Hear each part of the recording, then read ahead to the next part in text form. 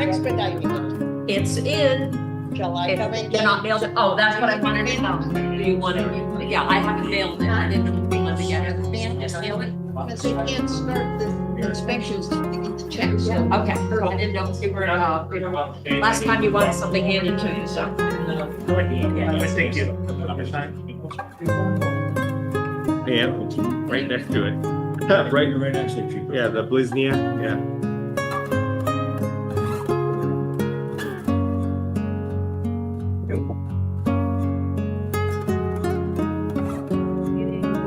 like today's the other day, is that what everybody's practicing? Problem with it. Better now, when I walked in, Peter and I walked.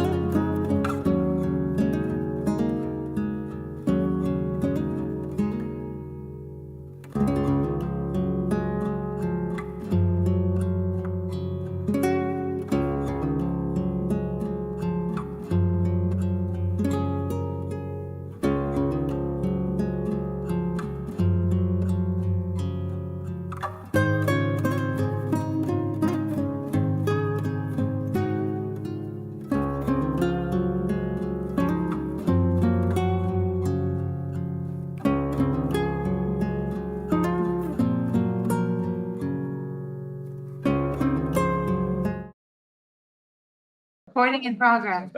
Recording in progress. Excellent. Good evening, everybody. It's 6 o'clock. I want to call to order the Hadley Select Board meeting Wednesday, August 20th, 2025. We have a by-board meeting with the Finance Committee this evening. We'll get that going shortly. We got one thing to take care of before we do that. So if you want to wait, Amy, to get your board called to order. Okay. Pursuant to Chapter 22 of the Acts of 2022 as amended, this meeting is being conducted in a hybrid format. The public has been provided with adequate alternative means of access via Zoom, as noted in the posted meeting notice, along with access and participation instruction. As chair, I hereby notify all participants that this meeting is also being recorded by the town through Hadley Media and will be made accessible to the public. In accordance with Mass General Law, Chapter 30A, Section 20F, any person who intends to record or transmit this meeting must inform the chair at this time. I hear nobody saying they're going to record. So this evening on the select board, we have Amy Parsons, Jane Nevin-Smith, myself, Randy Iser, and Molly Keegan. David Phil, I believe, is on the East Coast somewhere trying to avoid getting attacked by a hurricane. So he's been moving from day to day, trying to keep ahead of the hurricane. Anyhow, first up, appointments, item 2.1, early voting recommendation. So the Board of Registrars recommend having an early in-person voting for the September 29th, 2025 special town election.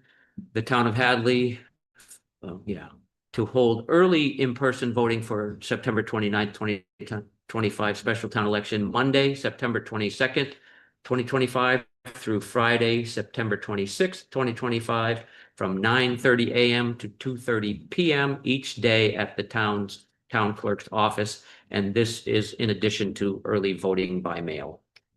I move that we approve the request of the town clerk and the board of registrars for the town election to hold early in-person voting for September 29th, 2025 special town election. Second. Okay, motion by Jane, second by Amy. All those in favor? Aye. Right. Item 2.2, by board with the Finance Committee. Okay, so I'll call the Finance Committee meeting to order. Tonight we have Peter Matusko, Shardul Parmar, Paul Benjamin, Andy Kopacki, and myself, Amy Fiden. Okay, who wants to lead this? You guys? Again, just like the last meeting, we put these two by board meetings on here, and we'll put obviously one more for the regularly scheduled select board meeting before the special town meeting vote, just for in case there was anything that the two boards wanted to discuss based upon the public hearings Based upon what the warrants look like and what they say, they have been approved and posted. Just wanted to make sure that everyone had an opportunity to discuss it. As we kind of move forward with this process, we just didn't want to miss an opportunity to have both boards together. So there wasn't anything specific here, that I'm aware of that anyone brought up, but just like I said, it'd be just like last time, 5 minutes and out. Given the fact that the finance, you guys were just meeting, right? Yes. Okay, is there anything that came up at your meeting that you want to bring up? We talked about, we didn't really talk about the override because we figured we were gonna be talking with you about it. We talked about, just some items that are happening right now in town. And some of the new growth possibilities and where some of, we were talking about our income and where that's coming from, a lot on the meals and rooms tax and that kind of stuff that we were talking about. I do want to, maybe I can bring up something that, just as a topic to discuss that we didn't discuss there, but from the public forum that I heard people talking about was one of the things that people mentioned was it's a lot of money. The dollar amount is large. It's extremely large. And if we go to town, when we go in there and we find that, or we start hearing that, or there's something, is there maybe a plan B that we can fall back on or try again or something else? We need at least this or something. I'm just saying there's some big items that we really, we have to get that healthcare paid. And if the appetite is way too, this dollar amount is too much, does anybody have any ideas on what else we could do to make that pass? Just a thought. That was a common thing that was people had said that out loud. Dollar amount. Yeah, I think that when you guys were originally going forward with this, it was we were going to go for it all and maintain, tighten expenses as much as we can, but maintain staff. Mhm. So, there wasn't really much of a play for a fallback option. It was go for all of it. And if it doesn't work, then deal with the outcome. Well, I Right? think the 400 and whatever thousand on the medical, remember, was an add-on. Yeah, that's. So originally we were talking 1.8 or One- whatever. yeah. Yeah, it was 1.3, I think it was. Yeah. Yeah. Up to 1.8, now we're at 2.25, so.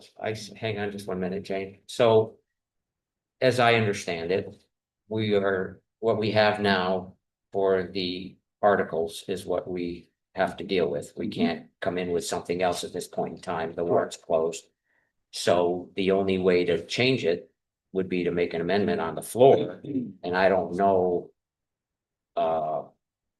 how much you can derogate from what the amounts are to make it still a legal. I wasn't suggesting that, I was just merely trying to respond to Amy's comments about. Well, I was just responding Yeah, to there, public. there are comments. people out there going, this is too much. Mhm. Well, as you're, so accurately putting it, here's where we're at. Right. And there really is no plan B, when, it is. Right.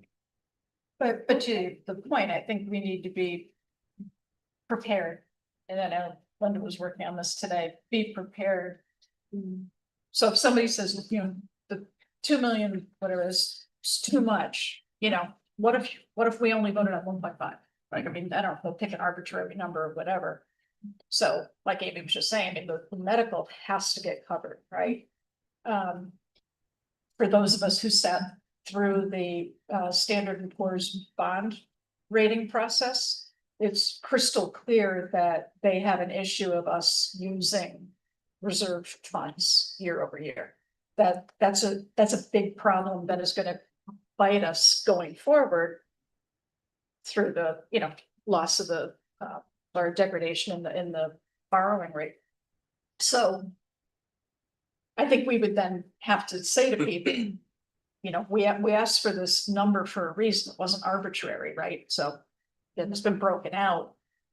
But if it were reduced to a different number, this is what's going to happen. There is going to be a consequence, and be more clear with people on that. I think people want to hear that. Okay. Instead of just, a bunch of people are gonna get laid off, right? Jane, then Amy. Okay, I have, well, two things, but I'll take the first one first. So I looked it up. In 1980, the state passed 2.5 proposition. And it went into effect in 1982. That's 43 years ago. You divide 2.5 million, that's less than $60,000 a year. Had we asked every year to have something added. So it wouldn't have been a big hit, but nobody in Hadley wanted their taxes raised, and we have done a brilliant job for 43 years of not having to do that, but now we have to do it, and we're sorry. And this is what we got. I was gonna say, so, I've not really talked to too many people, but when I try to explain it, I say, they say, okay, well, let's not vote for the first one, but let's vote for a second one because it's so much less money. But the reality is, I said, if you vote down the first one, but then go for the second one, then you might not have people employed to do what is on the second. That's the reality is, okay, great. We're laying people off though, we're gonna have a reduction in workforce if it doesn't pass. So who cares about $300,000?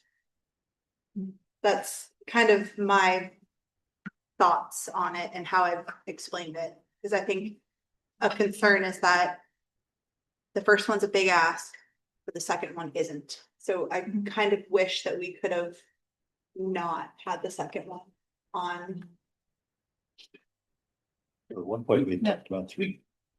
Well, no, I mean, but like hindsight's 2020, part of me is like, let's just not worry about the second one because people are like, okay, there's also the 2.5 on top of what we're asking on one. We asked for 1 plus the 2.5 plus the 300,000. Because I think people just see it and they're like, oh, it's just going to be like $600, it might be $600 or $700 or whatever. But yes, and the 2.5%. Yes, and the 2.5% and the 300,000. So. Go ahead, Jane. I think we need, and I know we can't use names, but I think that we need to have a more concise statement about if this does not pass. The only people were required by law, this list I assume can be made up in time, this are the water sewer or the water treatment plant and whatever DPW has to have by law, whatever the fire department has to have by law. I don't know if the police department has any requirements. You mean staffing? Could I just jump in and say the water and the sewer are not part of the override Right. at all? They're But separate. that's staff Yeah. that would not be laid off. Of our 114 people. Mhm. Those people are not in the picture. Meaning we have to have a water operator. Right, exactly. But people, I just don't think people get the magnitude of the layoffs, and that has to be presented, because if it doesn't pass and we go to this place where the select board is responsible for figuring out which positions are not going to be continued, and the town hears about it, they're gonna go, but you didn't tell us that, you didn't tell us that, you didn't say that, and we need to say it, we need to be blunt. Well, I mean, the reality is if it passes, it hurts everyone's pocketbooks. If it doesn't pass, it hurts people's livelihoods. Our lives. I think it's the quality of life in the town. It's not, It's you know, not just. it's not just the employees, and I don't mean to Diminish. diminish that by any Yeah. means. The people in this town have to understand that when we talk about level of service, this town will be dramatically different if we have to come up with $2 million, $2.2 million from our current budget. And the other thing is that's just the tip of the iceberg. The following year, we're going to be even in worse shape. Okay, this cannot be, we cannot compromise on this, because this is not a 1-year problem. People say, well, you're going to come back next year. You betcha we are. If this doesn't pass, we're going to have no choice but to keep coming back every year. And it's going to get worse if you keep turning it down. It's going to compound. Right. And once you start laying people off and cutting services, you're gonna have buildings that aren't full. So they're gonna start to degrade. You're gonna have problems keeping current employees. Because everybody who works for us knows other places may be hiring. So we're gonna start to see people leave the lifeboat here. And the other thing that we're gonna see is it's gonna be really hard to hire people in. Okay, so the quality of service that we have is gonna go down as well. You know, this is a serious thing. We didn't make this thing up. We didn't say, oh, gee whiz, let's, we wanna build an amusement park, so we're gonna fund it by doing an override. We are dealing with, you know, it's a inflation problem for the most part. It's inflation in our healthcare, it's inflation in wages, which we didn't create, we had to react to. Okay, in fairness to our people and also to keep our people. Okay, and attract new people. And everything that we run is costing us more money. And we have over time, now, any of us who are on these boards have to realize that the voters of this town all have to look at themselves and say, well, we put a lot of pressure on them to never raise our taxes. We put a lot of pressure on them to never raise our sewer rates. So sewer rates didn't go up for how long? 15 years, was it? 10 years? At least 10. At least 10. 10. Okay, so we have like $0 in reserve there. Last time you said it was what, 12, 13,000, I think? Yes. Yeah. I think, you know, we can tell them all these things. Right? The concern, the thing is, it's not gonna lessen the sting that that the financial sting that everybody's gonna feel. What we should be focusing on is kind of the narrative on how we have to kind of hold their hand. We can go and lecture them on how we did this, we did that. That's not gonna go, and you're not gonna win. You're gonna beat them down to the point where they're gonna feel like, you know, somebody's waving a ruler at them and telling them, you know, you should you should understand this. We have to have a better approach. I think that's what it's gonna end up being. We have to explain to them that this is part of being an adult. This is part of being a reason, Member of a community.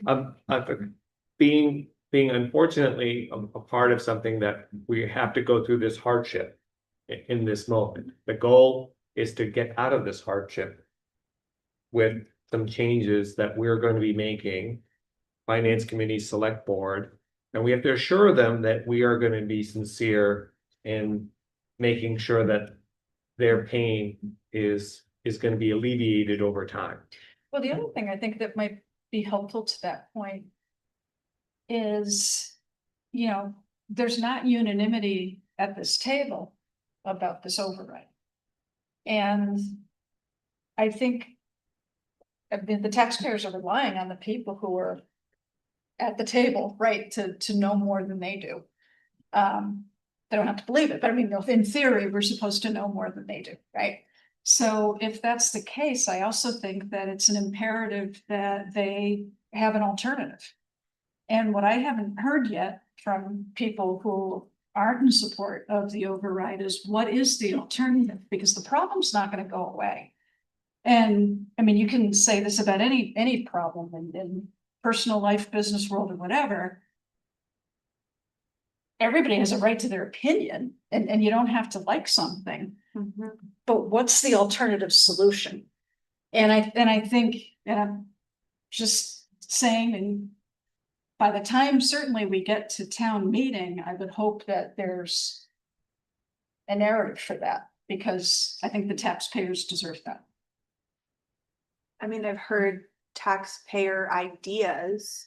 You know, what should Yeah, what's happen. wrong? Yeah. Well, no, like what should happen is that, well, it doesn't pass, then. Mhm. You know, I don't know if can I say it? Sure. Say. I mean, people have just said, fine. You know, some people believe that the fire department got us into this mess, and some people believe that we should have a part-time fire department. And that, I mean, that's what what people have said to me, and I'm like, okay, well, you know, the biggest thing is, for me, it's like, okay, you can be part of a problem or part of the solution, so if you don't like it, like, what would you like instead? Right. You know, And then that's what I've heard. we're gonna regress. We're gonna fall back to where.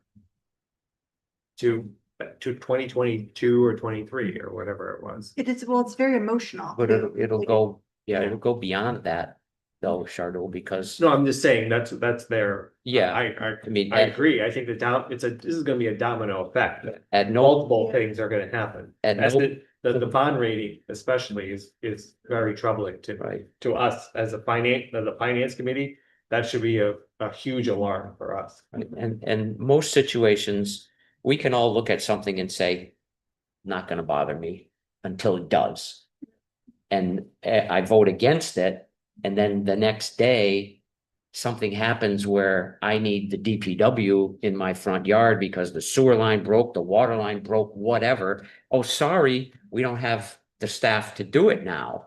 Then they're gonna say, oh gee, I guess I should have voted for that. Yeah, You and know? I think we can go and use that approach. I think, you know, and I'm guilty of it, and obviously we're all talked about the implications and, you know, and I think some people have said it's a little kind of fear mongering to a certain degree.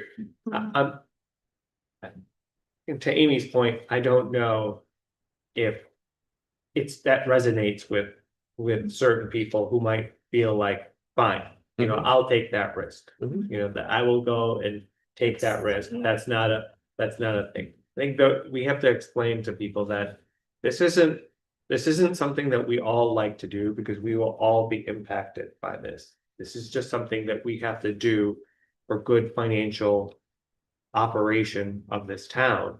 However, again, going forward, we have to we do have to make changes, and this override will help fund some of these changes that we need to do to make things more manageable, more efficient, more less chaotic financially, so that we can stop using free cash.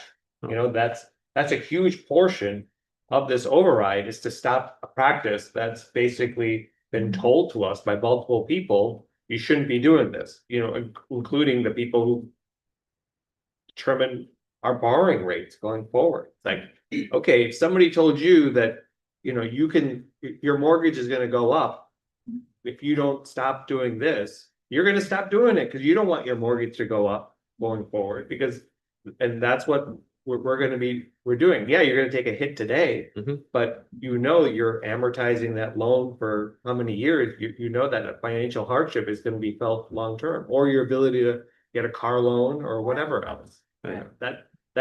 Those are the things that I think That are relatable to the credit rating, you're right. the Right. credit rating is a huge relatable thing, because who wants to go and do something to the way you operate your house, and all of a sudden you're gonna be paying more at the end of the day.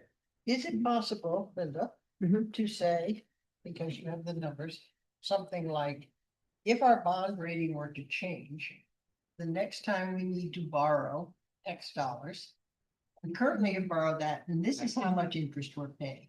But if it changes, this is how much interest. we're paying.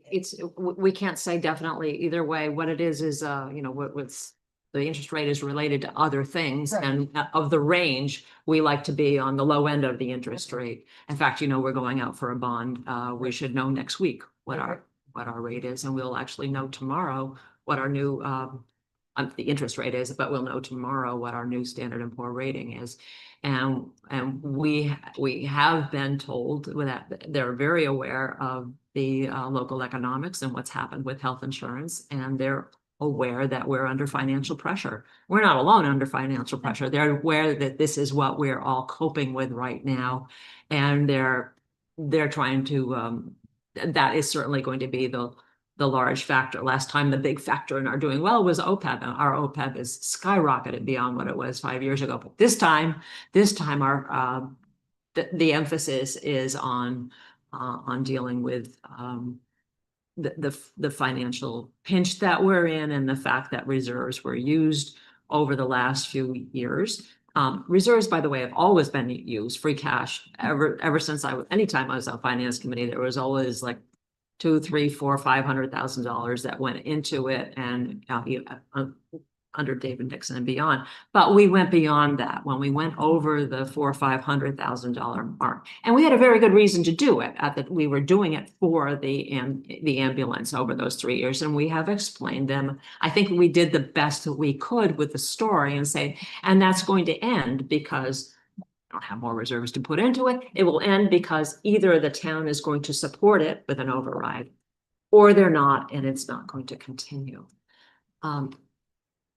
Would it help if I went through today, like, what would happen if the override completely fails? Where would the impact on the budget? What would we do?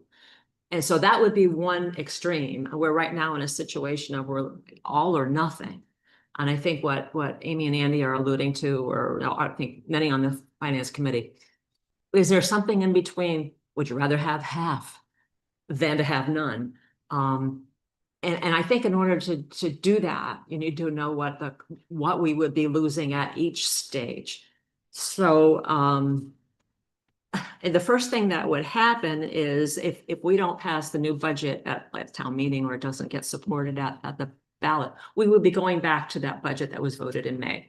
And we passed a good budget in May that was expected to get through 26, with the exception that we very clearly did not fund the recent increases in the fire EMS ambulance department to continue. We left that up to deal with. So that would be, since they're not even funded in the budget, that would be an immediate stop to that 579,000 that funds that would stop. And so there you are with probably 4 to 5 unfunded positions in that one department. And also there's a number of expenses related to the ambulance that would also not be covered, which probably means we would not even be able to maintain the BLS level, let alone consider ALS. So we would be going back to just a fire department and not 24/7. So that would be number one. That takes care of one of those components we keep talking about at the forums. There would be obviously no increases in any of the departments. We would have to stick with that bottom line of what that budget was, because we're not going to put more free cash into it. But the second big component is the healthcare insurance. That still has to be paid. And it would be probably that would mean $300,000 to $400,000 in cuts in that budget, which would, a good portion of that would have to be from personnel. A minimum of 3 people across the board and that's way minimum. It'll be more like 6 or 7 or more people for 26 because of that one factor, which wasn't there when we were doing the budget in May. And one reason we used so much budget, it wasn't just fire. The one reason we got up to 800,000 was that we had that unexpected $330,000 increase in insurance that we were funding at that time. So we've got good reasons for getting to where we are, but now we have to deal with it. So there would be those layoffs. How would we go about it? Because I don't like the fear mongering either. It's not like we're going to call in 6 people, the day after the elections and lay them off. We would try our best to do it from not replacing current openings. If possible. Right. Depending on what the position was, absolutely. If we have positions that are open, yes, it would not just be an automatic, but that would certainly be the easiest thing to work with, is a position that's open, is to give it very high scrutiny as to whether that particular position has to be refilled. I mean, every single time. It's not an automatic refill. We would have to look at then even losing a key person might mean that could be covered by a reorganization, a combination of other departments. We would also have to adjust. There might be unemployment involved and overtime costs from losing people and having to cover it from other positions. So these would have to be balanced out, which is why I said probably it's a minimum of 6 people to lay off to compensate for that. And then that would get us through 26, but remember, we have no cash. Now, our other component is that 800,000 we were asking for in free cash. Well, we're not going to use free cash anymore. If we get the override, we're set. We don't need to use free cash.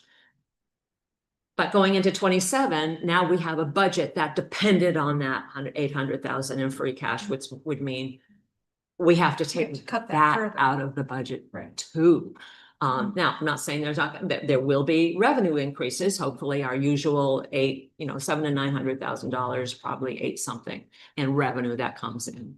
But if that's gonna be taken by another 20% increase in health insurance, half of that is gonna, we're not really going to be able to see that as usable additional revenues the way we have in the past if we can't get control of the health insurance. It's possible we'll have a different model for that by 27. We know we won't in 26. It's just that this is what we have through 26. But between our own efforts and hopefully the efforts of the group insurance trust, there may be another rate. I had a quick question on the insurance. Mhm. Is it, because I know that they gave us the amounts that it is that we have to pay now and the amounts, that we'll have to pay again. Mhm. Is that like a per employee, like per capita, like per employed person, or is it like a lump sum for like the town as a whole? That's a good question because our retirement is done that way, but this is actually for every premium that is paid as a 20% increase. Okay. So if someone leaves who's on a family plan, that comes right out of it. As opposed to retirement where your numbers that you're paying in are based on a history, but we're paying in exactly what the current employees are utilizing. Okay. And just because I don't think it gets said often enough, so are the employees paying that increase. So when someone asks, how about we just put more over onto the employees? That's been handled already. They also got that 18% and then the 20% increase. So there's no good answer there either. So that's kind of it. Well, will we survive? Yeah, sure, we'll survive. I don't know, depends on where those positions come from. But in order to, as I was saying, going into 27, where we have to cut even more, we can't just do that single cut in that year. We then have to back up to 26 and say, in order to be prepared for 27, we probably will have to cut more out of 26. So, but we would have the whole year to do it. It's like, okay, this person has left and is not, do we need to replace that? Can we reorganize that? Can we shift some things around? So we would have a little bit, we would have more time to spend on where those. Well, we'd have the additional remainder cuts. of the year. Set. We'd have the remainder of the year. Yes. 3/4. The remainder, you're Yeah. so right, yes. Yeah, and the other thing too, to your point, Linda, about the FY 26 budget, and Mike, correct me if I'm wrong, but I'm pretty sure I remember with your police chief hat on, you saying that based on the cuts to the police department budget, and maybe communications as well, I'm not sure, but based on that it was, so much had been cut out that you didn't feel like you could get through the year, because there's gonna be overtime and they're gonna be unforeseen, so in all likelihood, you'd be having to look at staffing as well, not waiting for FY 27, you'd likely have a reduction in force, at least as well. Yeah, my expense lines are cut so minimally that I'm worried about paying the known expenses, the internet and the emails and phone bill and things like that. Right. I also have 3 officers in the academy right now because we are finally at full staffing technically. And putting people through the academy is more expensive than it has been in the past. So all of their equipment and all of that costs even more. And we're a month and a half into the budget cycle. And the equipment line for my budget was cut so much, and I've had to spend more with these 3 officers in the academy that I don't know that I'll make it halfway through the year, never mind all the way through the year. And and So that's, this conversation has to come out at the meeting, so people understand it isn't just an easy decision. Right. The other thing I heard you say at the forum Monday is that ultimately the select board decides which positions are cut, and then that has to go back to town meeting to be voted on? no, but what we'll do, like the way Linda laid it out is really perfect. that we know that there are certain positions that are unfunded in 26. I think that the select board will. If they wanted to override a decision like that, I think you probably could. But ultimately, all that means is that you're putting those fire department employees into the budget and pushing other people out whose salaries are actually funded. But as you move into 27 and we need more layoffs, you would be the sole decider of where those. And the town doesn't get a reductions go. second vote on The town decides the budget. the So budget. what that number is, Yeah, and we then you distribute are it. required to work within Thank the you. budget. Now, Okay, you could find that, you know, you want to cut expense lines even further. But then again, we're talking about what expense lines are needed. So you look at the DPW as an example. Scott has some expense lines that are similar to what I just described to you. He has known costs and expenses like we all have, our phone bills, our cable bills, all that. But he needs X amount of dollars to get to the end of the budget cycle. He's sort of an anomaly in that some of his other expense lines determine the amount of work that he can do in certain areas of town. He has a tree line where he takes certain, he has a line painting, a road painting line, a pothole, road repair, things like that. He'll have his salt and sand budget. And so those cuts, the cuts could come from those places should you choose to do that to avoid cutting, say, DPW personnel, but all you're doing at that point is cutting the services, which is the same as cutting DPW personnel who perform the services. So one way or the other, you can decide how that works. But again, it doesn't, to answer the question, it doesn't have to go to town meeting. Town meeting decides the number and then you work within the number. Yeah, and But as you saw from this past year, at any time we have a town meeting, we can revise the budget. If it needs to go back to town meeting.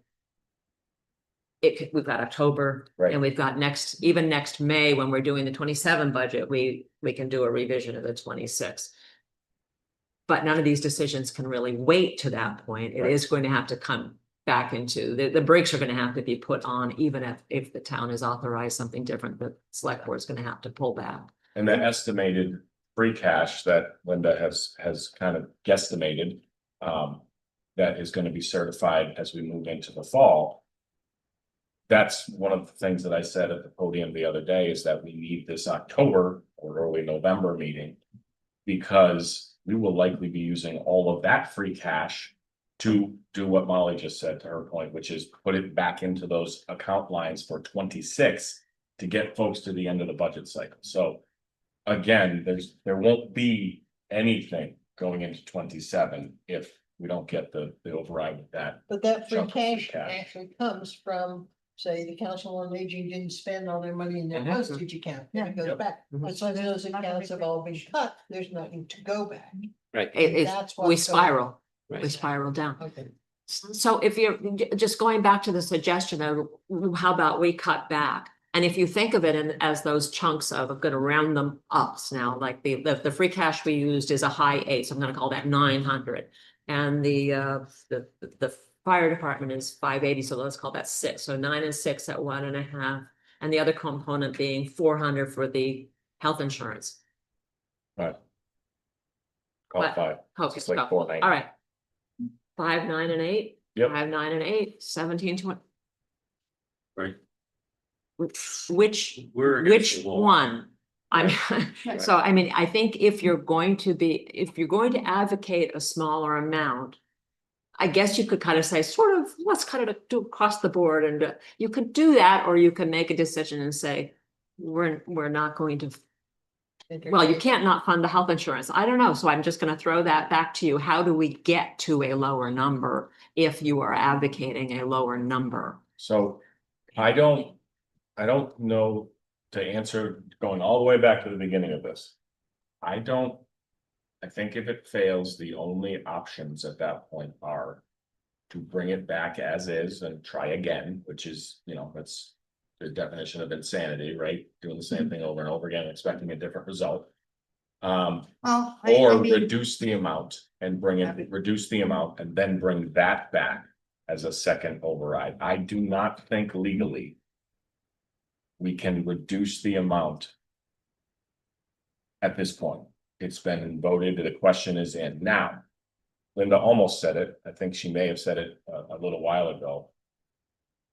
Town meeting can decide to not appropriate funds for something within that bracketed question that we wrote. We wrote the question to have some flexibility, but it doesn't change the amount. All it means is that the amount would go towards all of those other items.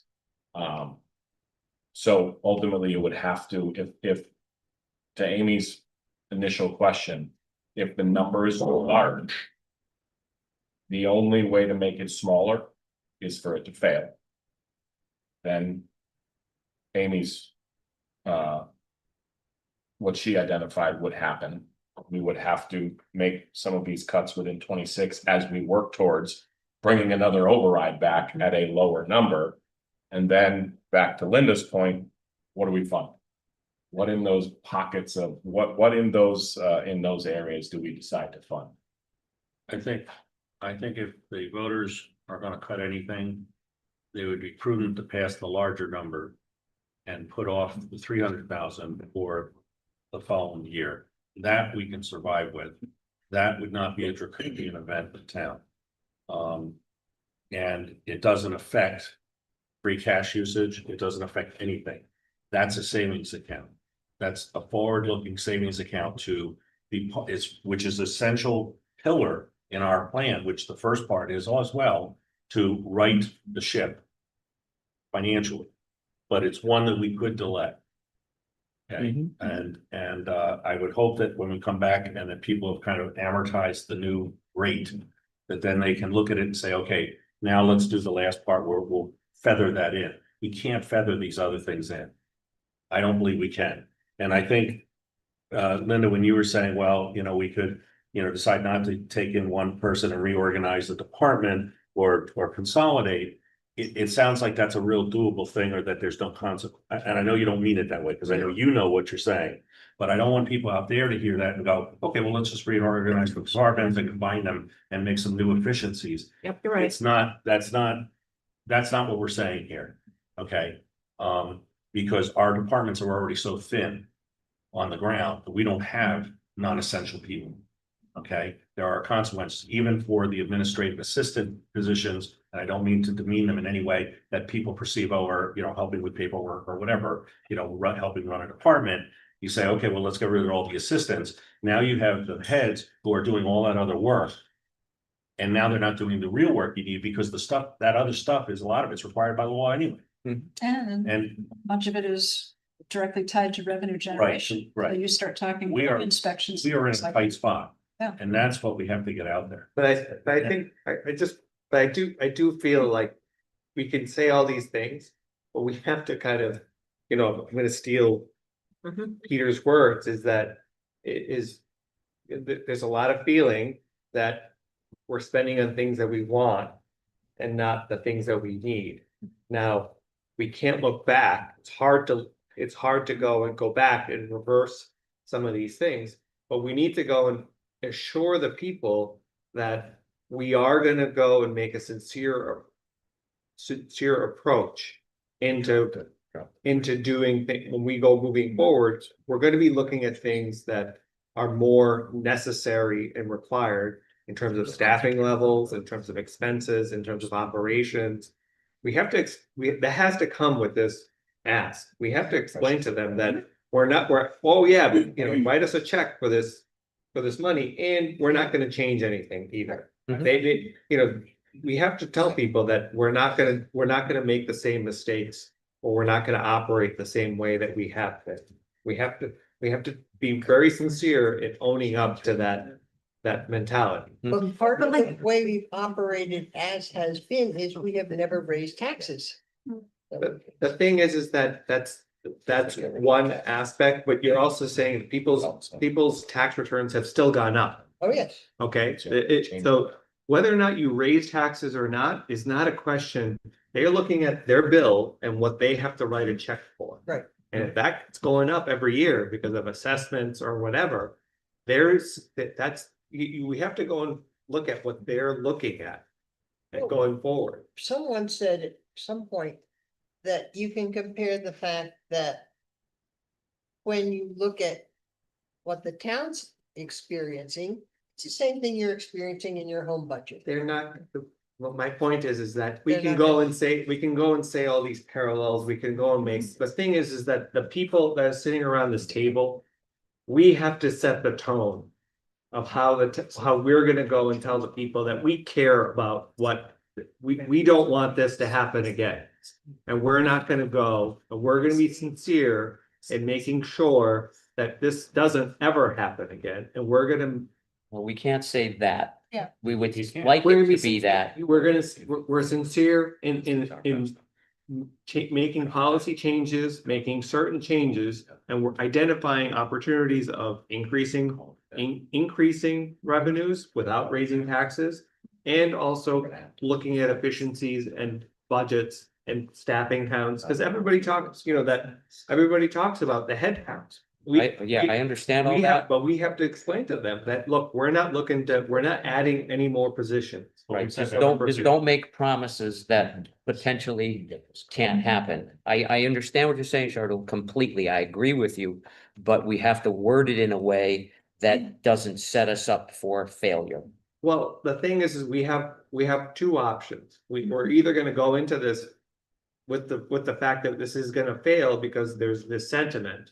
And we have to address it in a way that's not, overbearing lecturing way. We have to go and be sincere in explaining to them what the situation is and everything that we're gonna be doing. And how things have to change. Yeah. We can't go and say that status quo. Going forward. Right, I think we all understand that, and I think we'd all rather be at this table trying to figure out ways to get to what you're talking about versus an override. I would rather spend my time with that because I think that's happy time. This is very unhappy time. One thing I would like to say is I've heard the word fear mongering twice, and I don't believe we're fear mongering. I believe we are truth mongering. Now, I understand. I mean, I've been going before planning boards for 40 years. I have a client that wants to do this. If they can't do this, they're going to do this. And if I say that, you're threatening me. We're not threatening anybody. We are telling you the truth. Well, I think, I don't disagree with you. I'm just Yeah. saying Yeah. what's being relayed by certain people. well, it's, I think this is it's extremely emotional, but what I will say, and that I've encouraged people, because I have heard so much negativity. And they say, oh, well, the select board's irresponsible, all these people are irresponsible. Come to a town meeting, all of this stuff, all of this money that has come out the door, all these big projects. Have been on town meeting floor. So, So I'll admit, I'm very, before I came on the board, I'd never been to a town meeting before. And the thing is that you can go But and it's say my that, guess. but that's Yeah. not, is it gonna resonate with, are you just going and telling them, well, you should have? No, No. Are But we the finger reality pointing is- and we're wagging our finger we at them? don't make this decision. we are representatives of the town. We I'm saying our provide them approach. with Yeah. advice, if you will. I think when you look at, when you talk about the spending side.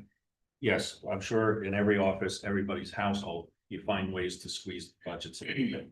But there isn't a lot to squeeze here. I think it's been done. I think you have to look at this building and you have to go, well, should we have not voted for it? Because that's on my tax bill. Mhm. Okay, that building over there. I know there are people maybe don't want it, but it's there. I think it's a benefit to the town. It's certainly better than what we had before, and it was long overdue that we did these two things. Okay, I think that the equipment we have, there are people who think, oh, shouldn't buy that, shouldn't have bought that. Funny thing is, the Vector truck always comes up. And the other day, I had somebody tell me, well, they needed a Vector truck, but they shouldn't have bought the six, should have had six wheels, should have, so, didn't have to buy the biggest one. Okay, I mean, everybody's got an opinion on these things, but the reality is they all got voted on. They all got voted on. This is not a mayorship where the mayor and the town, city councilor, just they make the budget up as they want because they can do that within the 2.5 override, within 2.5.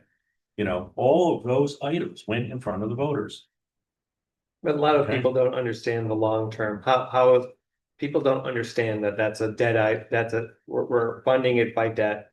That increases that increases our annual expenditures because you're making debt payments over certain period of time. Not everybody, I'm just saying. Every vote that we've had has said, this is how much this building's gonna add, and quite frankly. I'm not talking about this building, I'm just Okay. saying. With the other equipment things. as well, and in fact, I've always liked the fact that a lot of times we've been able to say, okay, this is not gonna affect you, even though we're spending this money, because we have this item we bought 15 years ago, that is being paid off as of, the September that this thing comes online. Mhm. So we've been very fortunate. I mean, you can't engineer that, obviously, or maybe that's when we start looking this, we have a little bit of room there. We can go look at replacing some things. But the reality is that I think the town's been exceptionally frugal. And, I remember what the original, when they first started with this building, I think it was 3 or 4 times bigger than the original plan. They were looking at Westview. Had one. It was a much bigger, 2,000 square Right. feet, same price. oh, was it? Okay. I thought there was a larger design originally. Could be, sorry. But I mean, I think that, when you look at what we spend versus what other towns spend, I think we've done a hell of a job. And more than anything else, we have the lowest tax rate in the county. I mean, it's incredible. And I don't know what else to say to people other than your taxes are still gonna be the lowest tax rate. So I know this is everybody's gonna feel some pain here. But what they are gonna get is the benefit of preserving the town services and keeping the town moving forward the way it is. And yes, we have told them, Shardul, that we are, looking at ways to, change the way we do things here to see if there are ways to do it, because in fact, the world has changed. The economy of the world has changed. There's not as much federal money coming in. I don't know if we've articulated that in all the forum. Okay. As clearly as maybe we should. And I think maybe, just reflecting on everything that's been said so far at the table on this topic. I think it makes sense to make some modifications to the PowerPoint, right? I mean, I think, what Linda was just walking through, to me, that's the $64,000 question. Sorry, there's been inflation on that 64,000. That's a big question on people's minds. So what happens if, right? What happens if this doesn't pass? And I think we need to be much more specific than we have been about that. I mean, I think as best we can be, like, Randy said, without, we can't make promises that we can't keep because we can't control the price of the sludge hauling. Obviously, we can't control the price of, the medical coverage, and who knows what the next thing's gonna be, right? But to your point too, how that gets communicated, I think really does matter. And I think we can, Because Yeah. people are gonna ask, well, are you expanding in Yeah. X, Y, and Z? Are you gonna continue to expand services? Are you gonna continue to expand all of these things? And we have to say, we have to be sincere and say, no. We're not looking to go and add, certain things. We're trying to improve and look for efficiencies. Right. And I think Pe- that. people want to know what lessons have been learned. Right? So, and I think I think we can, Perfectly put. lessons learned. So One- maybe we have something. I have to say that we are looking to make a change, and that's why we put in that $300,000 Yep. maintenance and capital, because we recognize there's an issue. We want to make a change, and I feel like that is a good, like a really good thing to start. Like, we're doing it from day one. If you pass this, then we're doing it right away. We're gonna be putting that in there, and less borrowing.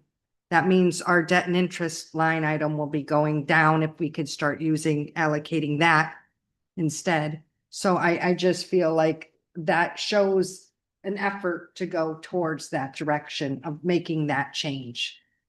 And looking ahead and saving for something before we buy it. Or maintaining it. And so that maintaining it. You don't have to Yeah. replace it. Yeah, Exactly. For both. Instead of waiting until it's way gone and you can't buy parts anymore. 'cause it's Right. So obsolete. And adding to the efficiency, Another thing we because can, you can buy it now, you don't have to wait an entire town meeting cycle. Great, exactly. We can also articulate, this may sound funny right now, but we've been spending more time together because of this issue than our respective boards and committees have been, at least in the past few years. So I think it makes sense for the finance committee and the select board throughout the year, not just like the big budget hit, but have a better working relationship and communication so that we're, anybody could after the fact say, coulda, shoulda, woulda. But if we're all at the table as some of these decisions are being made, then everybody's had their say and I think that's important going forward too. I think we all bring a lot of nuance. Yeah. We bring a lot of, the backgrounds of everybody on both sides of this table is an asset to us. The other thing is that Molly referred to earlier is we represent the town. And what we present to the town is what the board as collective, not individually, but the majority of the board is felt is the best thing for the town, which is what we're doing with this budget.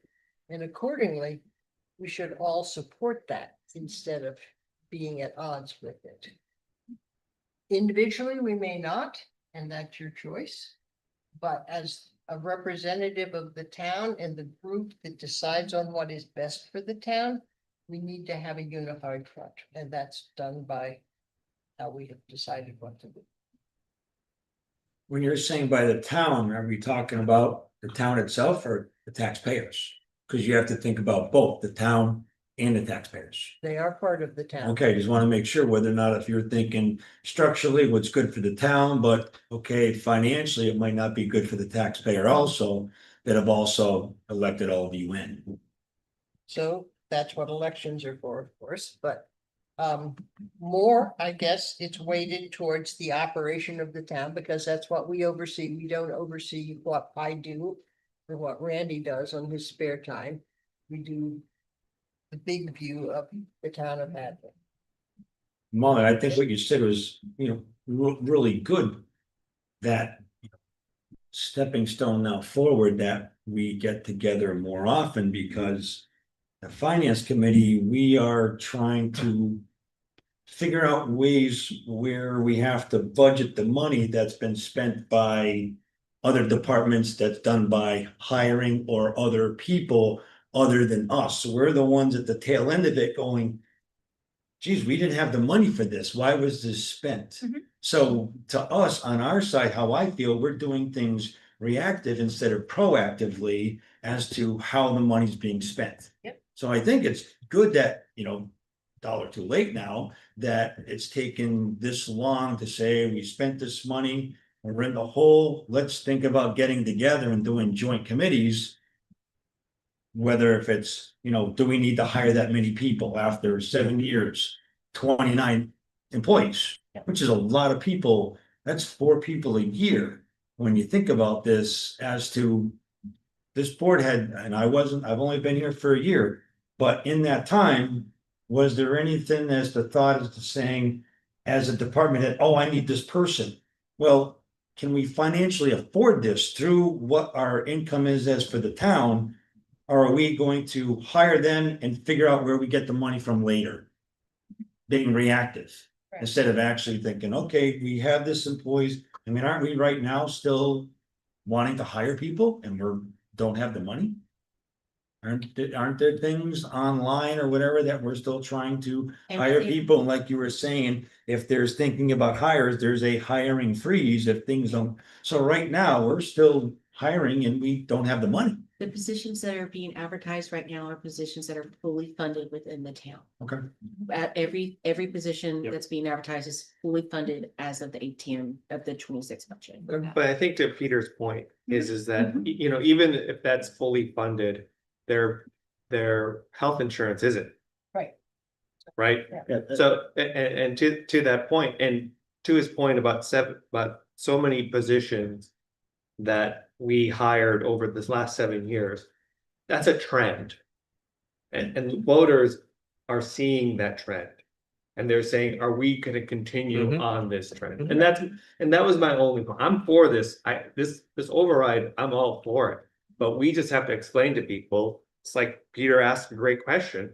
Are we gonna fulfill those positions? And even if they might be fully funded. Well, do we need them right now? Right, exactly. And if this. Hold on, guys. I gotta shut you off. It's 7 o'clock and then we got a public hearing, so just hang on for a few minutes. This won't take long. Sorry. Glad you were watching the clock. Yeah. Good chair. Okay, we're gonna take a break from this and move on to item 2.3. We have a public hearing for the pledge of inventory for Liquors 44 at 7 p.m. And Jennifer, I'm assuming. I do not see Attorney Porter here, so I will take this up really quickly. When they did the transfer of license, they did not include the pledge of inventory or, pledge of stock. And so that's what this is. This is just the oversight of them not submitting it in the original application. So they're submitting the pledge as part of the license Okay, transfer. so So what, they're just saying this is pledge collateral against a loan that they've taken. Correct. And that is part of the requirement of the bank and the ABCC, is that they pledge it. So, but this is here for us because of ABCC. Yes, this is here because of But ABCC. we aren't There's no doing it financial right. impact at all on the town. Yeah. It is just the ABCC needs to know that the inventory and the stock have been pledged. And so this is a pass through the town. okay, so what do we need to do? You need to ask if anybody has comments, and then you need to vote to accept the pledge.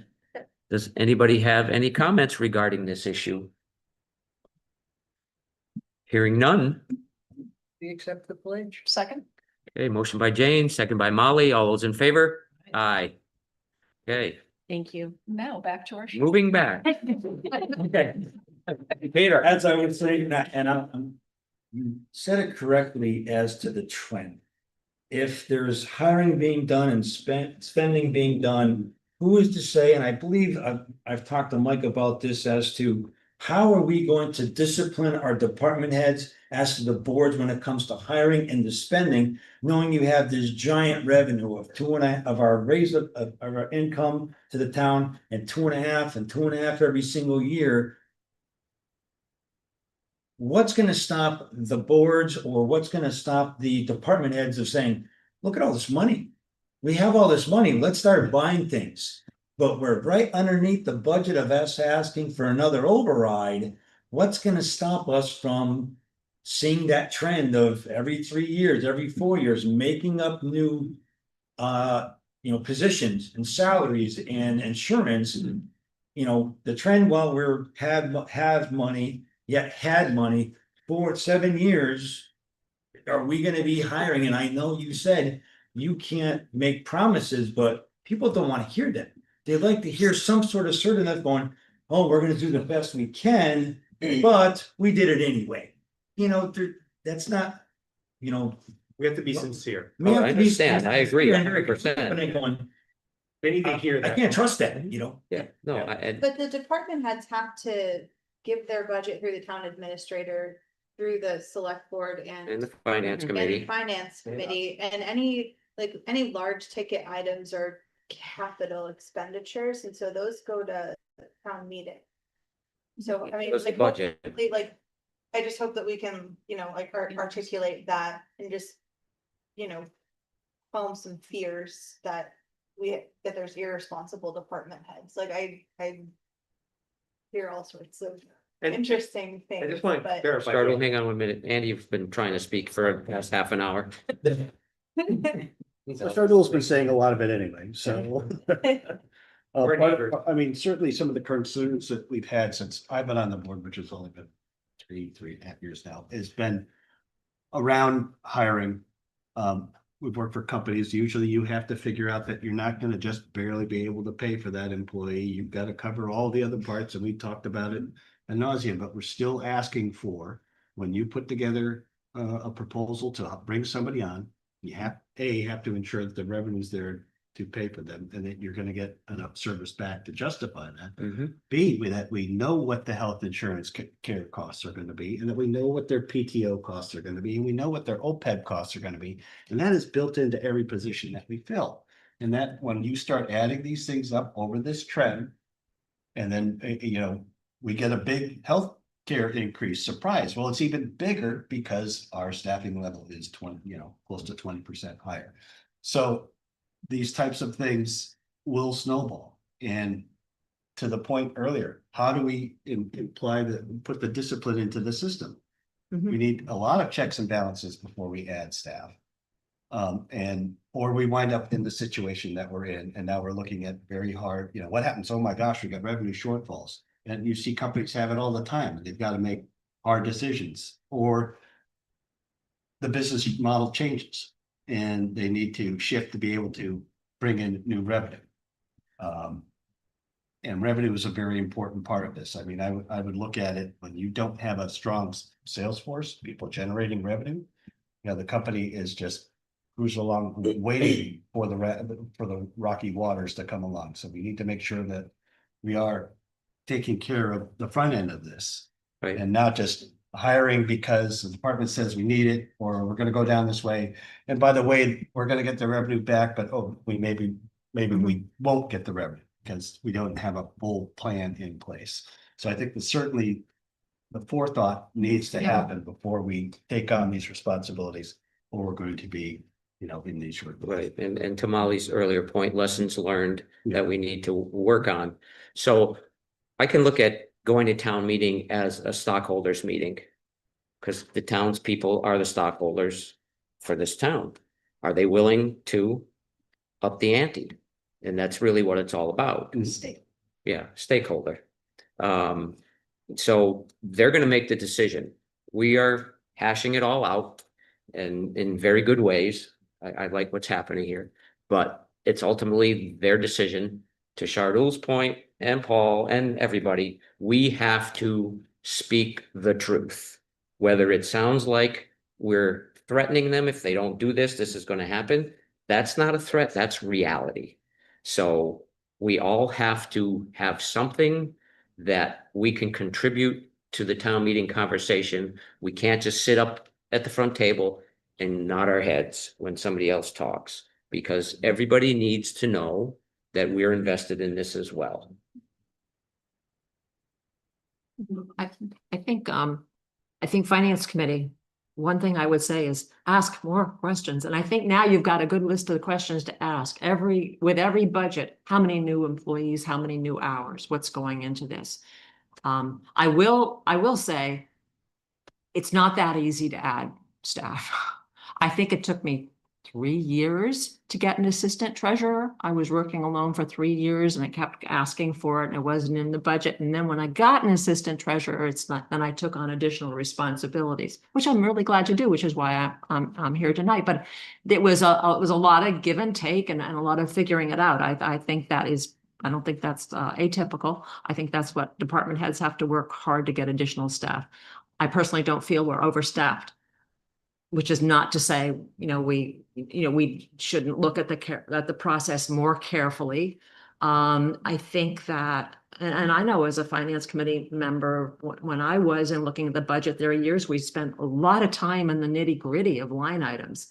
And I think we're seeing here now, wait a minute, we got to back up to that picture. We got to go way higher than worrying about whether someone's single line item is too high. We got to look at that bigger. What is that budget is actually providing, and what increases in services or personnel or whatever, and get behind out of that. And then definitely the number of people, because we can increase hours for someone and it doesn't have any impact except those hours. On the other hand, if someone goes from part-time to full-time, you've jumped into now adding perhaps a family plan to the budget. And you can't hire people based on whether they're going to take or not, but we kind of have to budget as if they would. But yeah, you get back to lessons learned, there's a lot more questions that we can be asking along the way. And I think that'll come back to then asking different questions, perhaps even of department heads when they're coming in, to when we're initially starting their budget. The other thing I want to ask is for those who still feel it's high, it should be lower. What is the magic number? I think sometimes people say, well, they'll say that, but they're basically, there is no number. They're gonna vote against it anyways. And that's gonna happen. They're entitled to do that. But if you really think that there's a number, well, this is the amount and this is what's covered, which I think is really going to pass with the town. Share. I mean, we'd like to know that if there's a matter of, we could have won if it was only $300,000 less or something like that. Now's the time to come out with your ideas on coming up with something that you think will really pass. If you are that concerned about what we are asking. When I brought it up, it wasn't on the number that I'm concerned about. It was listening to the people in the audience. And that happened to be Yeah. a comment And- of a reoccurring And there's comment no over time and that over I again. think any of us didn't feel that way. That's a little Yeah. hot. Yeah. And then, Yeah, there's a reason we use that exact number is because that's what the math said. I've also heard though that we're at a point now when things can change. Even though there was at one point the possibility of 3 separate articles. That the decision was made to go ahead with 2. Now we're at a point where we really, We got what we got. we got, so we can't change anything. So, And it doesn't, in hindsight, I said something about making an amendment to this. That would be the worst thing in the world. it would be a mess. Yeah, it'd be a huge mess. So it either is going to go or it's not. And if it goes, great. If it doesn't, then we're back to the table to figure out what's next. If you want change and you want to fix this, we can't fix half of it. We can't fix a third of it. Chop off 500,000. So now we're gonna have we're still gonna have the same disaster, a little smaller, because a lot of this money is covering this healthcare. And the other big piece of it is having a full-time fire department and a second call ambulance. Mhm. So, yes, I've heard people say it was a lot. I heard one person at the last meeting, and I think there's one at one of the others. But I've also heard people come out, and I've been hearing from other people who know me or know my wife, who are saying now that they've heard it, they've turned around on it. They understand that it's something that we have to do. I think we're doing a good job getting the message across. There are some people who are not going to change their minds. Okay. They are, either anti-government or they just think we spent ourselves into a corner. I don't think they understand. I don't think a lot of them are going to listen. Okay, that's fine, but I think that the majority of this town, if they're given the facts and it's honest, and we are implementing new things going forward, try and increase our revenue. Okay, which we have to find a way because things have changed. Office properties aren't, as full as they were. You're seeing shifts in, we have a mall that's, we got very lucky with the Fish and Game. That didn't go vacant. So we had, that's huge. I mean, I didn't even realize that building was that big. Driven by it, I didn't know what the square footage was. So those are the kinds of things from a town planning point of view that we are going to be very active on. I think people on this committee, and I think you folks on planning are gonna have to do. In fact, at our meeting in the other room, we asked that we be at the meeting you're having on the 3rd, the planning board is also gonna be at your meeting. Yep. So, and we're gonna be here at that meeting also. Mhm. So we can all discuss changes in zoning and just everybody get their opinions out. No, I was gonna say, so no, we can't change anything, but we could, On the short term, we can't change things. well. We could. On town meeting floor, just not recommend for 2. Well, I don't We think, could, up but to this point, Amy, we Yeah. all thought it was a good idea, or most, I think everybody. That was did. the only one that you. Yeah, were that's hitting, so. unanimous. I don't think we want to. I just think, I'm like, if people are, 'cause you're Yeah. like, we voted on all this and then we had the forums and then, you hear. And you're like, oh. Okay, Andy, what do you got? Well, it's a simple question, Mr. Former Moderator. The question that was posed a few meetings back, and if the answers come through and I've missed it, I apologize, but is this a simple majority or is it a super majority? It's 2/3, I believe. No, I think it's a simple majority. At town meeting? I believe so. Not borrowing. You're not Is it- borrowing, this is just a voting system, so it's Okay. over. But then it's gonna be a vote. I did, But what's the I'll vote? look up the email, but I asked that. And is the question. vote, what about the ballot vote? It's the same, that's. I think that's- Again, I think Ballot vote can be Okay. one vote. So same thing. Okay. Vote. It's too bad we can't, do that ahead of time and then publicize that. I think it would bring more people to town meeting because I've heard other people where they say, I don't go to town meeting anymore because, you know, I voted one way one time and my neighbor yelled at me and I don't want to be seen, or I'm not putting my hand up because so-and-so is gonna be mad. I could just run their, turn on their phone, And it's their much flashlight. perfect. And one thing is, if they go to the meeting, they can vote. If we told people it was gonna be ballot, then they would know, they could feel comfortable about going to put in their vote, and it would be accurate. A ballot vote at town meeting. It would be nice Okay, if that we has could to do it be- ahead of time.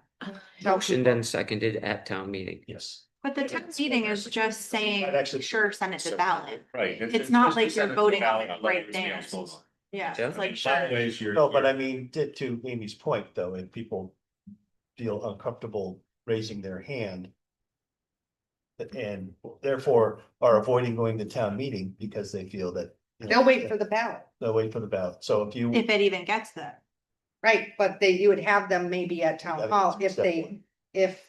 if they felt more comfortable sometimes. So a lot of times people aren't comfortable, so they will just I wait thought- for the ballot. I think it's, you know, when we were voting on supporting it here. You worded it that we were supporting it to allow the voters Correct. to have their choice. So we're- Right. So at the town Yeah. meeting, whether you raise your hand or not, really all you're doing at the town meeting is letting everybody else in the town have a voice. Right. You're voting for a full democracy, not just the 100 or so, or 200 or 300 or whatever we need or whatever we get that night, who show up, who can be out that evening and not have conflicts and whatever. Yeah. Mhm. Okay, so that's what we're asking people to do. Put it on the ballot, Interesting. okay? Simple majority. vote. Just a simple majority to allow everybody in this town, the 5,000 people or the number of voters are Ballots of They- age. they To goes- have a just chance fail to by vote one yea or vote. nay Yep. on this tax increase. And that's all it is. Mhm. That's what we're doing in town meeting. We're asking you to allow a democratic vote of everybody, not just all of us who came tonight. I think one of the things, backing up a little bit to what are we going to change so that we don't continue down this path, is what we've talked about recently is we're really going to look at not putting in new positions unless they are absolutely essential for whatever reason, and they're gonna have to prove that. It's not just gonna be, oh, it would be nice if. Well, again, simple, small things like this, that can show that the trend isn't gonna continue. But I mean, saying that because that's one of the things. Yeah, but I also just want to be careful there because looking around, I think of the people on finance and select board anyway. I probably have the longest tenure. I mean, in terms of being on, finance committee, so I've got a pretty long history here. And I want to agree with what Linda said. I have never, ever seen a position get added in what I would call a willy-nilly fashion. I want to go back when we looked at the 9th, because I kept saying, I thought, well, it'd be good to know, like, where were these positions added, right? It was pretty obviously weighted towards public safety. So I think we all know the history with the fire department, right? But if I remember correctly, I remember a younger chief coming in front of the select board. Because the overtime line in your budget, like Mike did a great analysis showing that if he could add like 2 more. Or whatever at the time, he added 2 more officers, it actually wound up reducing the costs. That were getting out of control in the department, so there was a cost benefit analysis done, it wasn't just Mike coming and saying, I want 2 more cops. So I just, again, not all of you would necessarily remember that, but I certainly do. And with the fire department, we certainly know the situation with the trying to, back into a way of going with the 24/7, right? I would say that's the one where we definitely got ourselves in trouble in retrospect. But when you look at, I think we saw in 2017, there were what, 2.43 people in the fire department, and now they're, 11 or whatever. Some of those hires were directly the result of the fact that there were issues with responses of the relying on a call force. I mean, that was a risk that analysis that was done, and we decided that we were gonna add. No, I'm just saying. No, I think what. Yeah. Like Jane was saying is that what you did is what she's saying. We're gonna do a very thorough analysis Yeah. before we do anything. Just saying, I don't think it would be appropriate, if you want to speak the truth, I don't think it would be appropriate for us to come apologizing, letting people think that we actually did just randomly hire 29 people. I think that's what you have to battle is perception. And that's why we want to come with the facts. So if anybody, What I'm saying is that Has- sometimes when you're dealing with something as sensitive as writing hundreds of dollars more than what you expected, Mhm. you need to get some. You don't want to always hear about what the reason was. no, it was but Yeah, let's not you go- Don't confuse me No, with the facts. no, you want to feel reassured that you're still, whatever you're still doing. Yeah. That's fine. What I'm saying, people are not gonna remember the overtime analysis or all these other things. That's not in the forefront of their mind. We can bring it up, but they just want to understand that going forward, that we're still continuing to do this, and we're not gonna continue to follow this trend of continuing to add FTEs unnecessarily. Whether or not. But that implies that we But did. that word is, you That's the don't word. want to use What that I'm word. saying is that they feel, a lot of people feel that way. Well, but they're wrong. We don't, but again, They may be wrong. Don't feed them. It's not about, You don't say, yeah, you're right. Yeah, well, you just need to do what you did. You've been around longest and you remember that this is what we did. Some of those positions were to save on overtime. Some of them were because of the need to have a full-time. Unfunded force. mandates from the Commonwealth. There are That's some what she says. funded, yeah, in mandates are critical. We have to hire, That, don't we have a building commissioner position, or do we have to hire?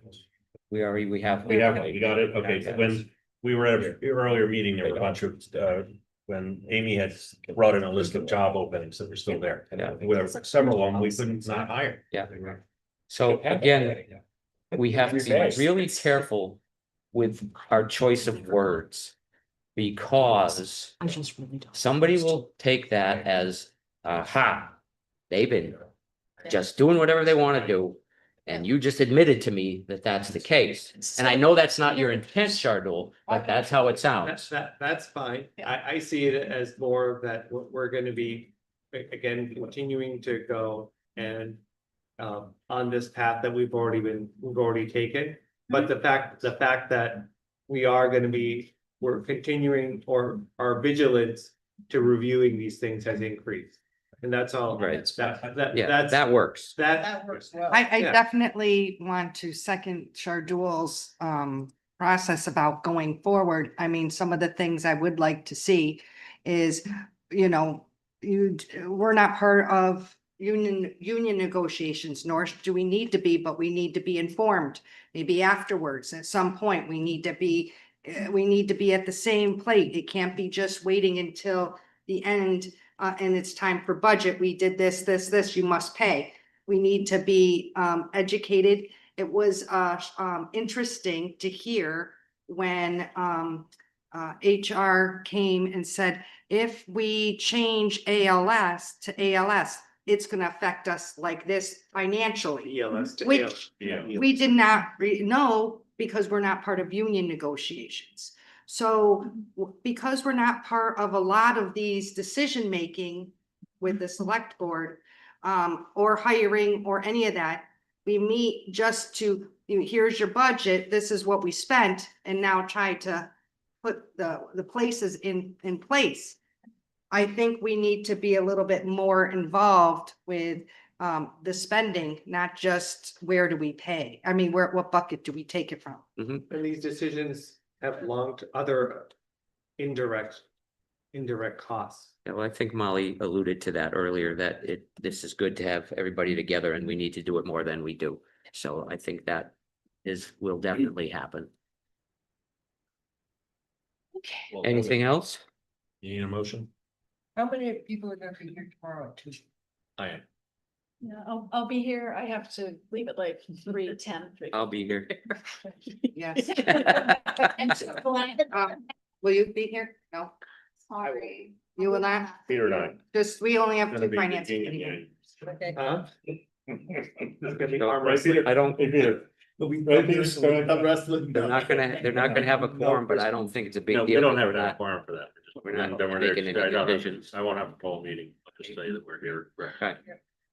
Okay, I think that the buy board portion of the Yes. meeting is I'll over. make a motion that we adjourn the finance committee meeting. Second. No big surprise. Motion by Paul, second by Shardul. All in favor? Aye. Aye. Thank you all for coming. You know, in the This minutes was- of our meetings, this that's has been very very good. on every Yeah, page. no. Final. Good meeting, We'll folks. have a blank page with those. Yeah. Okay, moving right along. Next up is item 3.1, the consent agenda. On the consent agenda this evening are minutes from July 2nd, July 16th, July 29th, July 31st, and August 6th, 2025. Resignation from the Hadley Cultural Council of Ellen Miller Mack. One-day liquor license request, top of the campus, UMass football games, McGurk Stadium. 8:30, 9:06, 10:04, 10:18, 11:12, and 11:25, 2025. One-day liquor license request, top of the campus, homecoming game beer tent application, 10/4/25. One-day liquor license request, Hadley Volunteer Firemen's Association, 304 River Drive, 9/19/25. Surplus police cruiser, 2012 Ford Explorer, nearly 500,000 service miles driven and idle. Motion to approve as read. Second. Motion by Jane, second by Amy. All those in favor? Aye. Aye. Can I just ask a question related to that now that we voted? The Volunteer Firemen's Association on 9/19, what are they doing? They're hosting a retirement party for Richard Blyda. Am I saying that Oh, last okay. name right? Yes, you are. Richard Blyda. Yes, I didn't load it on because I'm waiting on final inspection or final sign off from the building inspector's office. They're having that at the North. Yes. Okay. Yes, they are. Thank you. I move we waive their, since it's the association that the town group, we waive their fee. Even though we're trying to raise money. That is the purview of the select board. If you'd like to waive the $35 fee for the Firemen's Association. Okay, Jane made a motion to waive the fee, I'll second it. and Amy will second it. All those in favor? Aye. Aye. Any opposed? Aye, what? Opposed or in favor? Oh, $35. Oh. When my receipts are down, let's all remember this. Okay, I will. we will. Okay. This, forget Then the it. finance committee left. Yes, maybe I was a little bit nervous there, like, Okay, next up is public comments. Is there anybody here for public comments? Maureen, come right up to the microphone.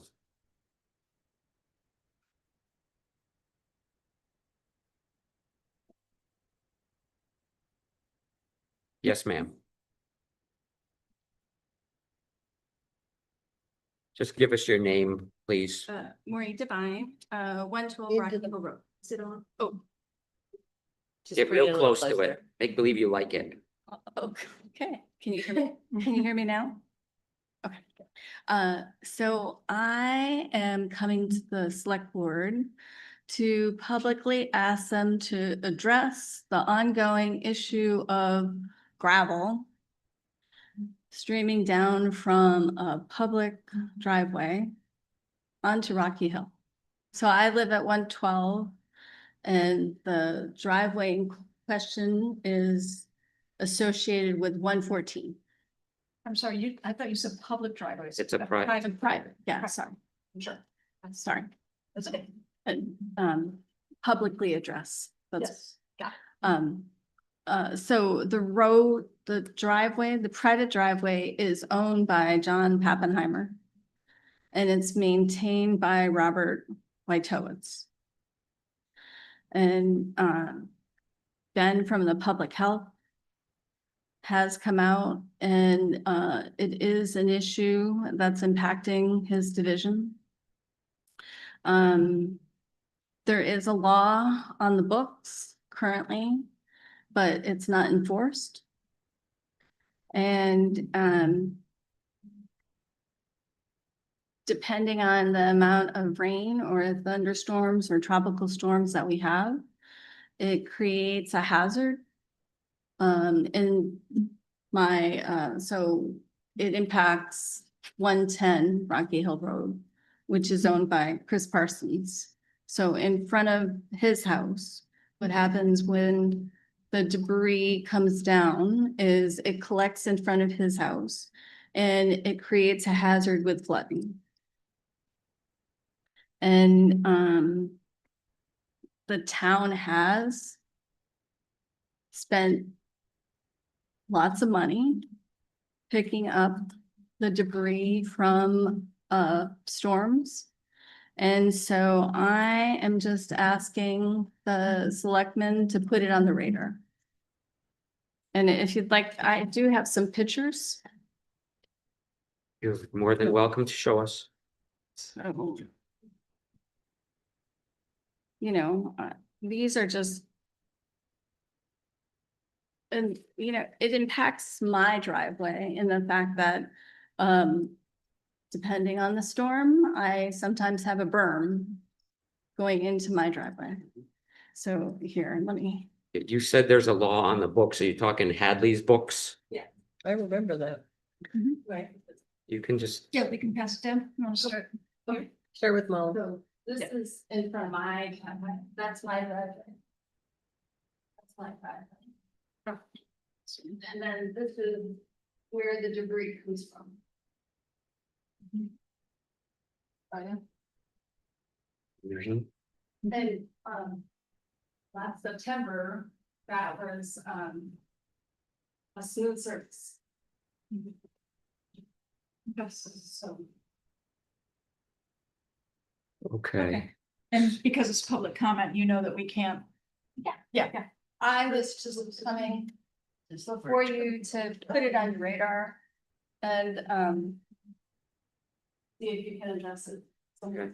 Thank you. Thank you, Maureen. Because it has, the town has spent several thousands of dollars cleaning the debris. Mr. Administrator, could we have this on a future agenda to discuss? I discuss, I know it's an ongoing issue. Yeah. So. Well, Thanks, Maureen. Thanks, Maureen. Cool. thank you. Thank you. Anybody else for public comment? No. Okay. Nobody. Serious. Yeah, that's pretty fine. Well, business item 5.1.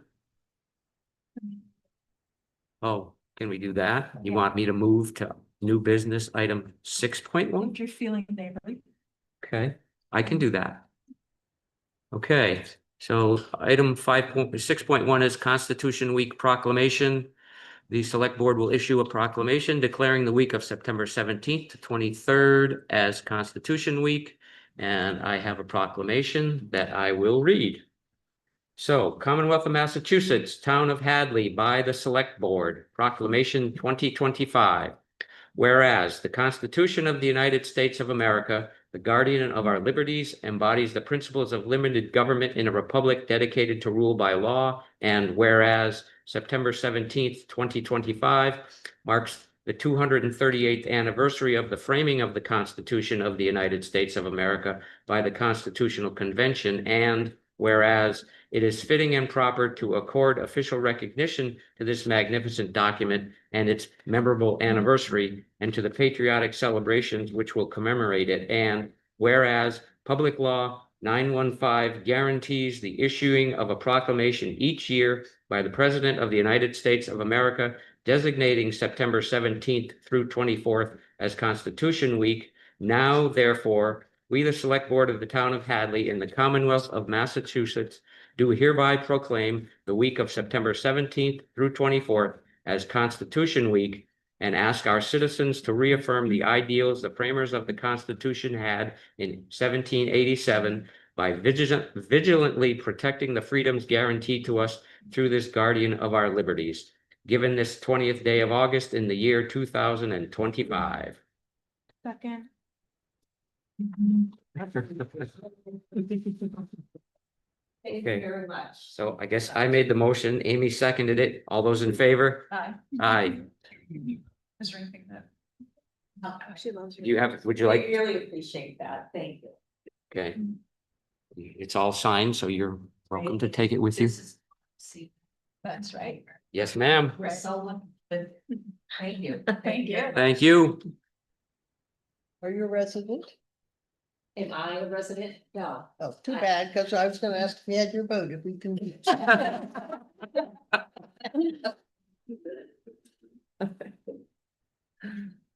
Okay. Moving back to item 5.1, determination of useful life inventory. Who wants to speak to this? It's Linda's baby? This is, this is a document we need for the bond, which we'll be selling next week, the $3 million bond.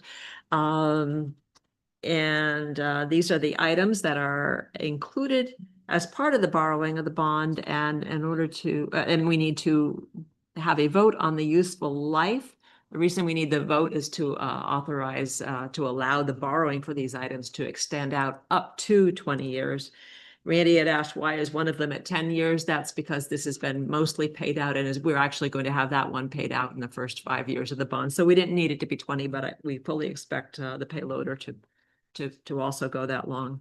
And that's it. I think you signed one of these a couple of years ago when we were doing a short-term borrowing, and so this is for our long-term. And we'll be back in a couple of weeks for you to sign all kinds of documents on the bond, which is a little more complicated paper-wise than the short-term bans are, but that'll be your September 3rd meeting. Thank you so much for that. Do you want to vote on this?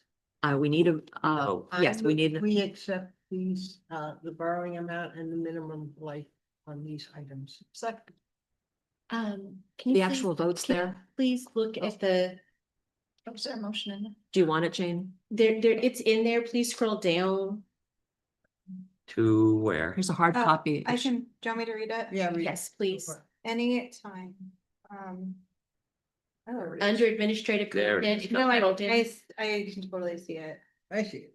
Go ahead. I just don't know why it's not letting me. Do you want this one, Amy? Yeah. I'll Okay. read it. Voted that. Okay, so moved. No, it's the first one. Round- Yeah, round- voted that in Motion. the second paragraph. The max.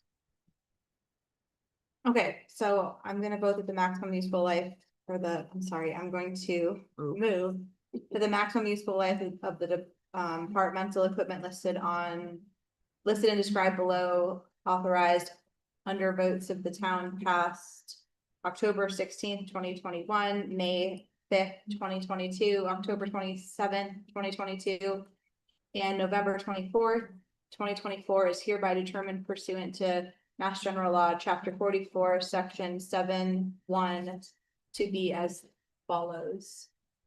Read it. Second. I think the list as printed is probably fine. Are we good? Second. Jane seconded. Okay, so Amy made the motion, Jane second. All those in favor? Aye. Aye. All right, That's it. Thank you very much. thank you, Leah. Okay, we did that. Item 6.2. Hadley Historical Commission. See anybody here? No, I think this was a carryover from when I was gone, yeah, and I think y'all are safe to just move forward. okay. To do what? Move, just pass over. Okay, well. We don't have the document any longer because there was a time constraint attached to this. Yes. And I talked to Courtney and she's out of town, so. I mean, she did say that they could try again next year, so I guess since we don't have the documentation, we can't do a whole lot with it. All right, pass over that. Item 6.3, 233 Russell Street abatement request. Kim is here. That's okay. Scott McCarthy is not here tonight. He did provide a determination. The resident of this address, if y'all could see in the abatement request, that they had a leak that they were unaware of. It was outside of their property. When they discovered it, they corrected it immediately. It was on their property. Yes. But it was outside. Outside of their home. Right. And when they discovered it, they corrected it. And so they've requested abatement, and then you can see that in Scott's recommendation, he is recommending that y'all deny the abatement because the water went through the meter. Yeah, I mean, I think just to be consistent, it never feels good to deny these, but the reality is, Their you know, responsibility. yeah, it's property owner's responsibility to maintain this, and once the water goes through the meter, we have to deal with it, so I would recommend that we deny the abatement request. Is that a motion? Yes, I make a motion that we deny the abatement request. Is this? No, I was just gonna. I know we've seen quite a few different abatements. Whether it be the last one was like a landlord situation, where it would be between them and the landlord, and then the other one was. I feel like this one just seems like a little different How so? to me. Because it's not a leaky toilet that you notice and can fix or have a landlord fix. It's not. I don't know, it just seems, I guess, different in the sense that it's not something that's like visible that you would know is going on until you get your bill. Yeah, I mean, I certainly hope that, you know, to the extent requested that the collector's office would work with them on a payment plan, you know, and I think that's appropriate. But I know what you're saying, Amy, you know, but unfortunately,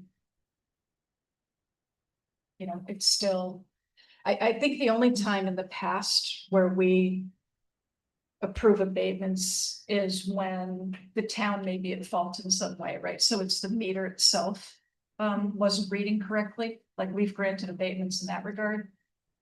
But I can't think of one where, again, the equipment or whatever you want to call this was in disrepair, that the town would then take responsibility for that.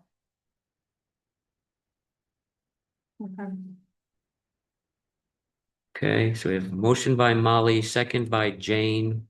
All those in favor? Aye. Any opposed? Okay.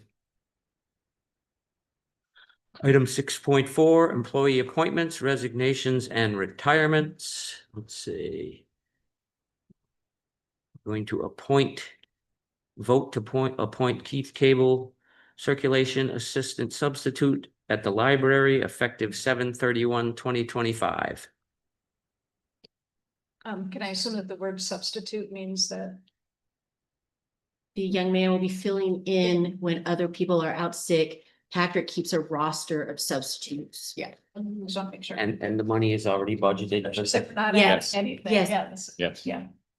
Literally a substitute. Yep, okay. Did somebody make a motion? No.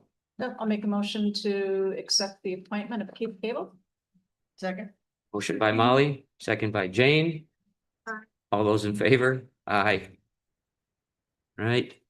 Item 6.5, ABCC advisory or change to wine and malt licenses. I'm guessing this is you, Jennifer. It is so me.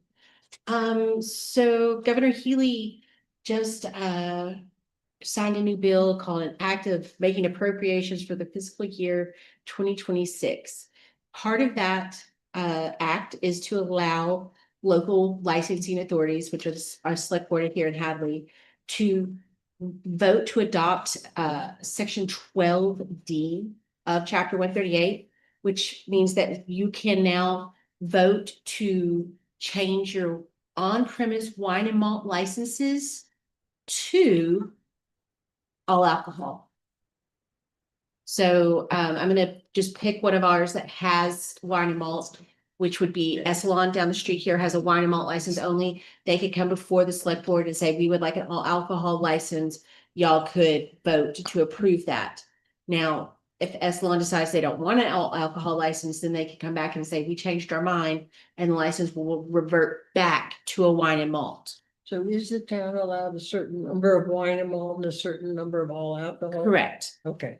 So things to know are that it is a non-transferable. So if they want to sell it, they can only sell the wine and malt. They can't sell the all alcohol. They can revert back at any time. We would see a small increase in revenue because the ABCC is allowing you to charge a nominal fee to do the transfer. Sold. And then there's an increase for all alcohol licenses. So if y'all would like to take this up, we could add it to the upcoming regular special town meeting as a bylaw change and adopt this. If Okay, this so- is something you'd like to take up. Just to clarify what Jane asked. This is subject to availability of an all alcohol license, or does it automatically give us another one? No, it doesn't change our quota at all. Okay, The all alcohol licenses that we have are the only all alcohol licenses that we have. However, anybody holding a wine and malt can turn theirs into all alcohol. If available. subject to availability. No, theirs becomes an all alcohol license. They Their can't wine, trade. No, Hold on, hang hold on on. a second. This is not making sense. don't think about the all alcohol licenses at all. They don't pertain to this. Any wine and malt on-premise license Yes, has the ability to become an all alcohol license for as long as that company and the town wants it to be. but not subject to our quota, They still count against our wine and malt quota, but not our all alcohol quota. Okay, that's what was That's where confusing. I've been to 2 trainings on this and it is tripping up everybody. Okay. But that's how it is. And like I said, they can't sell the all alcohol portion. Right. They would only be able to do the wine and malt. And they would have to come before us. Just like, To Yeah. just, but it's, the process is more streamlined, or and is that the intent that they're just trying to streamline it for people? I mean, why did? Well, there's always people always want the all alcohol. We don't have them. So a lot of people begrudgingly take a wine and malt. And so this is allowing more people to have a all alcohol and also possibly increase the beverage, meals and beverage tax Mhm. by having more people serving all alcohol. Gotcha. So like, for example, like Pride is only They're off premise, don't look at them. Oh. This is on premise only. premise only. I don't think they're gonna relax on So- off premise. So, yeah, so Essalon, for instance, has Mhm. wine and beer, Mhm. and he could convert to, which probably would help him. So like Skinny Pancake. Skinny Pancake has an all alcohol license because Yeah. that's all I had available for them. Oh. So they didn't actually want all alcohol. They only wanted wine and malt. Hmm. Because there's a cost difference. It's about $1,200. So, Wow. yeah, so there's a Yeah. cost difference between having wine and malt versus all alcohol. And if someone converts, do they pay that difference? Yes, they would. In addition to the meal tax? Yep. Okay. And so, depending on when they made the change is what you would charge them for the year. Mhm. And then the next year, they would just act like a regular all alcohol license, pay 3,500. Okay, so this seems pretty straightforward to me. I don't think we need to hash it out at another meeting. Motion to- Second. Motion by Molly, second by Jane. All those in favor? Aye. Thank you. I'll add it to the fall town meeting. Okay, where are we? Item 7.1, Town Administrators Report. Yeah, No, we're all override all the time, but I do have a couple of I just want to say out loud. Our next public hearing is tomorrow, 2 p.m. here. Our special town meeting is September 9th, 2025 at 7 p.m. at Hopkins Academy.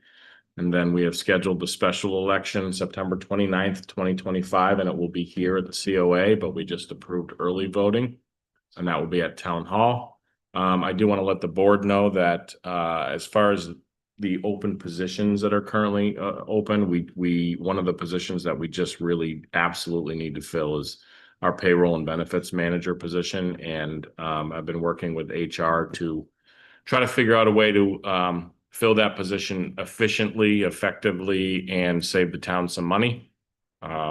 I hope to be able to put someone in front of you at the next select board meeting that might be able to fill that position. And again, it'll be a lesser rate than we would normally pay. So we'll be saving some money on that. And hopefully if we can make this happen, I feel really good about getting that position filled and helping HR out and making sure our folks get paid and get the benefits they need. Other than that, again, unless there's any specific questions, we're continuing to march. Okay, sounds good. Thank you, sir. Select board announcements. Does anybody have any announcements? Just a reminder, that there are still, open availability in the Citizens Academy that's being held starting in September.